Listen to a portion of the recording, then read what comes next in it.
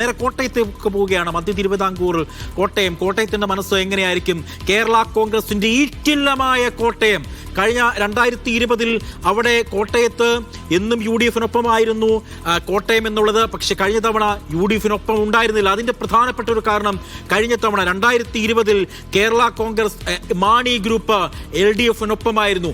അത് LDF-നെ സംബന്ധിച്ചിടത്തോളം ഒരു വലിയ വിജയം അവർക്ക് നേടിക്കൊടുക്കുകയും ചെയ്തു. ആ വലിയ വിജയത്തിന്റെ കണക്ക് മഹേഷ് എന്തായിരുന്നു? സജി നോക്കുക, 22 ജില്ലാ പഞ്ചായത്ത് ഡിവിഷനുകളിൽ 14 LDF, 7 സ്ഥലത്ത് മാത്രമായി UDF ചുരുങ്ങുന്നത് നമ്മൾ കണ്ടു. അവിടെ കേരള കോൺഗ്രസ് എമ്മിന്റെ ശക്തി കേന്ദ്രങ്ങളിലെല്ലാം UDF തകർന്നടിയുന്നതാണ് നമ്മൾ കഴിഞ്ഞ തവണ കണ്ടത്. അപ്പോൾ ഇത്തവണ UDF-നെ സംബന്ധിച്ച് കോട്ടയം സംതിങ് സ്പെഷ്യലാണ്.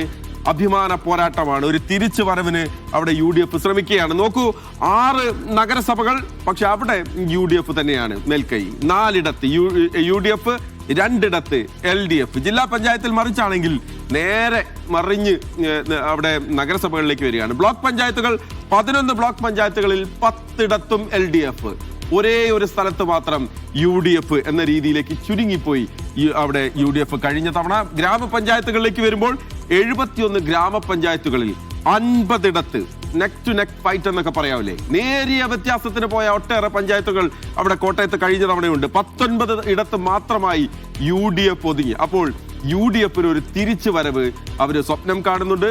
LDF-നെ സംബന്ധിച്ചാണെങ്കിൽ അവിടെ ജോസ് കെ മാണി കേരള കോൺഗ്രസ് എമ്മിന്റെ സ്വാധീനം എത്രത്തോളം ഉണ്ട് എന്ന് കാണിക്കേണ്ടത് കേരള കോൺഗ്രസ് എമ്മിന്റെയും ഒരു ആവശ്യമാണ്. കാരണം നിയമസഭാ തെരഞ്ഞെടുപ്പ് മുന്നിൽ നിൽക്കുകയാണല്ലോ. ആ ഘട്ടത്തിൽ അവിടെ കുറച്ച് ടൈറ്റ് ആയിരിക്കും. ഇത്തവണ പ്രവചനാതീതമാണ് കോട്ടയത്തെ റിസൾട്ട് എന്ന് നമുക്ക് മുൻകൂട്ടി തന്നെ വിലയിരുത്താനാകും. തീർച്ചയായിട്ടും ടൈറ്റ് തന്നെ ആയിരിക്കും കോട്ടയത്ത് എന്നുള്ള കാര്യത്തിൽ യാതൊരു സംശയമില്ല. മഹേഷ്, അതിൽ പ്രധാനമായും ഒരു കാര്യം കൂടെ പറയണം. കഴിഞ്ഞ തവണ പൂഞ്ഞാറിൽ നിന്ന് PC ജോർജിന്റെ മകൻ ഷോൺ ജോർജ് ജയിച്ചു. ഷോൺ ജോർജ് ഇപ്പോൾ BJP-ക്കാണ്. അങ്ങനെ BJP ജില്ലാ പഞ്ചായത്തിൽ ഒരു അക്കൗണ്ട് തുറന്ന, ഷോൺ ജോർജിന്റെ പിൻബലത്തിൽ ഒരു അക്കൗണ്ട് തുറന്ന ഒരു ചരിത്രവും കൂടി ഉണ്ട് കഴിഞ്ഞ തവണ. അപ്പോൾ ഇത്തവണ കോട്ടയത്തിന്റെ മനസ്സിൽ എങ്ങനെയാണ് എന്നുള്ള ജോസി ബാബു കൃത്യമായി തന്നെ പറയും.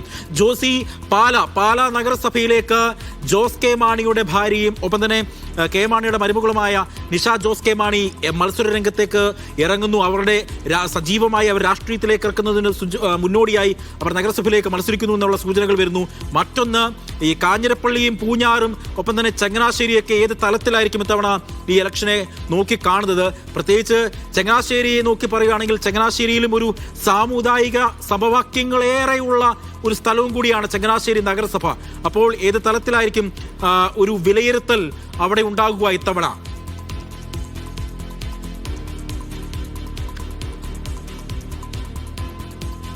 അജി, ആദ്യം തന്നെ നിഷ ജോസ് കെ മാണി മത്സരിക്കുന്ന തരത്തിലുള്ള അഭ്യൂഹങ്ങൾ ജിഷ ജോസ് കെ മാണിയും അതോടൊപ്പം തന്നെ ജോസ് കെ മാണിയും തള്ളിക്കളഞ്ഞതാണ്.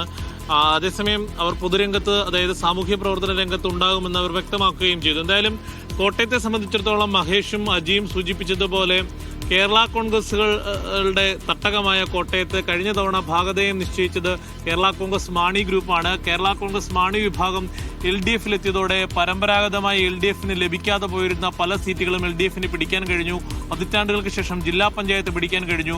ബ്ലോക്ക് പഞ്ചായത്തുകളിൽ 11 10 ഭരണം പിടിക്കാൻ കഴിഞ്ഞു. നഗരസഭകളിൽ 2 ഭരണം പിടിച്ചുവെങ്കിലും മറ്റു പലയിടത്തും നെക്റ്റിനൊക്കെയാണ് ഭരണം നഷ്ടമായത്. ഗ്രാമപഞ്ചായത്തുകളിൽ ഭൂരിഭാഗവും LDF-ന് പിടിക്കാൻ കഴിഞ്ഞു. 71 50 LDF ഭരണം പിടിച്ചു. അങ്ങനെ LDF-ന് കേരള കോൺഗ്രസിന്റെ പിൻബലത്തിൽ വലിയ രീതിയിൽ മുന്നോട്ട് പോകുവാൻ കഴിഞ്ഞു. പക്ഷേ ഇത്തവണ പൂർണ്ണമായും സീറ്റ് ചർച്ചകൾ പൂർത്തീകരിച്ചിട്ടില്ല. ചർച്ചകൾ പുരോഗമിക്കുകയാണ്. അന്തിമഘട്ടത്തിൽ ഈ റിസർവേഷൻ സീറ്റുകൾ, അതോടൊപ്പം തന്നെ സംവരണ സീറ്റുകളുമായി ബന്ധപ്പെട്ടുകൊണ്ടുള്ള മറ്റ് പ്രശ്നങ്ങളൊക്കെയും ആളുകളെയും മറ്റും സാമുദായിക സമവാക്യങ്ങളുമൊക്കെ പരിഗണിച്ചിട്ടുള്ള ചർച്ചകൾ പുരോഗമിക്കുകയാണ്. കേരള കോൺഗ്രസിനെ സംബന്ധിച്ചിടത്തോളം കൂടുതൽ സീറ്റ് അവർ ആവശ്യപ്പെട്ടിരുന്നെങ്കിലും ആനുപാതികമായി നൽകാമെന്നുള്ള ഉറപ്പാണ് LDF നേതൃത്വം നൽകിയത്. പ്രത്യേകിച്ച് ജില്ലാ പഞ്ചായത്തിൽ പുതുതായി ഒരു ഡിവിഷൻ രൂപീകരിക്കപ്പെട്ടിട്ടുണ്ട്. അത് തലനാട് ഡിവിഷനാണ്. അത് പൂഞ്ഞാർ മണ്ഡലത്തിൽ ഉൾപ്പെടുന്ന പ്രദേശമാണ്. അവിടെ മത്സരിക്കാൻ ഇവർ അവകാശവാദം കേരള കോൺഗ്രസ് മാണി വിഭാഗം ഉന്നയിച്ചിരുന്നു. അതിപ്പോൾ അവർക്ക് നൽകാമെന്നുള്ള ധാരണയായി. അതേസമയം മറ്റൊരു സീറ്റ് പൊതു സ്വതന്ത്രനെ നിർത്തണമെന്നുള്ള ധാരണയിലേക്കും LDF എത്തിയിട്ടുണ്ട്. പരമാവധി തർക്കങ്ങൾ ഒഴിവാക്കി സീറ്റ് ചർച്ചകൾ പൂർത്തിയാക്കുവാനാണ് ശ്രമം. അതോടൊപ്പം തന്നെ കേരള കോൺഗ്രസിന് ഏറ്റവും അഭിമാനകരമായ പാലാ നഗരസഭയിൽ കൂടുതൽ സീറ്റ് കേരള കോൺഗ്രസ് ആവശ്യപ്പെട്ടിരുന്നു. അതിലും നിലവിലെ സ്റ്റാറ്റസ് കോ തുടരുന്നതിനുള്ള നിർദ്ദേശമാണ്, അല്ലെങ്കിൽ ചർച്ചകളിലേക്കാണ് കാര്യങ്ങൾ എത്തി നിൽക്കുന്നത്. കൂടാതെ UDF-ലേക്ക് വരുമ്പോൾ UDF പ്രശ്നങ്ങൾ പൂർണ്ണമായും പരിഹരിക്കപ്പെട്ടിട്ടില്ല. പ്രധാനമായും ജില്ലാ പഞ്ചായത്തിൽ ഒരു ഡിവിഷൻ മത്സരിക്കണമെന്നുള്ള ആവശ്യം ലീഗ് വർഷങ്ങളായി മുന്നോട്ട് വെക്കുന്നതാണ്. അത് ഇത്തവണ ലഭിക്കണമെന്നുള്ള സമ്മർദ്ദം ലീഗ് ശക്തമാക്കിയിട്ടുണ്ട്. അതേസമയം ലീഗിന്റെ ആവശ്യത്തോട് പൂർണ്ണമായും അനുഭാവപൂർണ്ണമുള്ള ഒരു സമീപനം കോൺഗ്രസ് എടുക്കുന്നില്ല. മറിച്ച് ജില്ലാ പഞ്ചായത്ത് സീറ്റുകൾക്ക് പകരം ബ്ലോക്ക് പഞ്ചായത്തുകളിലും ഗ്രാമപഞ്ചായത്തുകളിലും അടക്കം കൂടുതൽ പരിഗണന നൽകാമെന്നുള്ളൊരു നിർദ്ദേശമാണ് ലീഗിന് മുന്നിൽ കോൺഗ്രസ് വെച്ചിരിക്കുന്നത്. ലീഗിന് സ്വാധീനമുള്ള മുണ്ടക്കയം, എരുമേലി അടക്കമുള്ള ഡിവിഷനുകളിൽ ഏതെങ്കിലും ഒന്ന് ലഭിക്കണമെന്നായിരുന്നു ലീഗ് മുന്നോട്ട് വെച്ചത്. കോൺഗ്രസ് അതിന് മറുപടിയായി പറയുന്നത് ഈരാറ്റുപേട്ട നഗരസഭയിലടക്കം ലീഗിന് വലിയ സ്വാധീനമുള്ള മേഖലയാണ്, അവിടെ 17ഓളം സീറ്റുകൾ ലീഗിന് നൽകുന്നുണ്ടെന്നുള്ള കാര്യമാണ് കോൺഗ്രസ് പറയുന്നത്. എന്തായാലും ഈ തർക്കങ്ങളൊക്കെ വേഗത്തിൽ പരിഹരിക്കുമെന്നതാണ് UDF നേതൃത്വം പറയുന്നത്. ഇന്നും UDFിലെ ഉഭയകക്ഷി ചർച്ചകൾ പുരോഗമിക്കുകയാണ്. അതിലേക്ക് ഇന്ന് തന്നെ അത് വേഗത്തിൽ പരിഹരിച്ച് തെരഞ്ഞെടുപ്പ് വിജ്ഞാപനം വന്നിരിക്കുന്ന ഒരു പശ്ചാത്തലത്തിൽ വേഗത്തിൽ സ്ഥാനാർത്ഥി പ്രഖ്യാപനത്തിലേക്ക് UDF പോകും.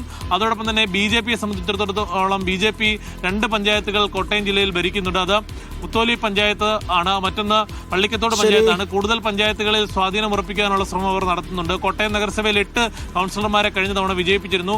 അതോടൊപ്പം തന്നെ 6 നഗരസഭകളിൽ 4 UDF ആണ്. അത് തിരിച്ചുപിടിക്കാനുള്ള ശ്രമം LDF നടത്തും. കൂടുതൽ നഗരസഭകൾ പിടിക്കാൻ UDF ശ്രമം നടത്തുന്നുണ്ട്. എന്തായാലും മത്സര ചിത്രം 2 ദിവസത്തിനുള്ളിൽ വ്യക്തമാകും. പൂർണ്ണമായും സ്ഥാനാർത്ഥികളെ പ്രഖ്യാപിക്കും. കോട്ടയവും തെരഞ്ഞെടുപ്പ് രംഗത്തേക്ക് ഒരുങ്ങിക്കഴിഞ്ഞിരിക്കുന്നു. കേരള കോൺഗ്രസുകൾ തന്നെയായിരിക്കും ഇക്കുറിയും ഏവരും ഉറ്റുനോക്കുന്ന പ്രധാനപ്പെട്ട ഘടകം. അജി, കേരള കോൺഗ്രസിന്റെ വേരോട്ടമുള്ള കോട്ടയം, ചരിത്രമുറങ്ങുന്ന കോട്ടയം, കേരള കോൺഗ്രസിന്റെ പിറവി മുതൽ അതിന്റെ പിളർപ്പ് വരെ കഥ പറയുന്ന, കേരള രാഷ്ട്രീയത്തിന് മാറ്റി നിർത്താൻ കഴിയാത്ത കോട്ടയം. ആ കോട്ടയത്തിന്റെ മനസ്സിൽ എന്താണ്? കാത്തിരിക്കാം ഡിസംബർ മാസം 13 വരെ.